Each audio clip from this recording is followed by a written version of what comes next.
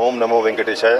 ఇవాళ వైకుంఠ ఏకాదశి సందర్భంగా కోయిల్ ఆళ్వార్ తిరుమంజనం కార్యక్రమం సాంప్రదాయబద్ధంగా నిర్వహించడం జరుగుతూ ఉంది.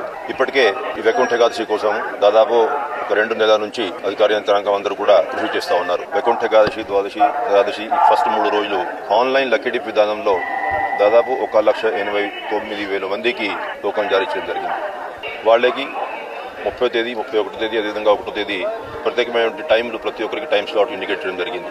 అటువంటి భక్తులందరూ కూడా వారికి కేటాయించినటువంటి సమయం ప్రకారం వచ్చినట్లయితే ఎవరికి కూడా ఇబ్బంది లేకుండా ఒక 2 గంటల వ్యవధిలోనే స్వామివారి దర్శనం, అదేవిధంగా వైకుంఠ ద్వార దర్శనం చేసేటువంటి అవకాశం లభిస్తుందనేది టీటీడీ ఉద్దేశం. చాలా మంది భక్తులు ఎవరికి అయితే ఈ ఆన్లైన్లో లక్కీ డిప్లో టోకన్లు లభించలేదు, 3 రోజులు మాత్రమే ఆన్లైన్ విధానంలో లక్కీ డిప్ విధానంలో టోకన్ జారీ చేశాం.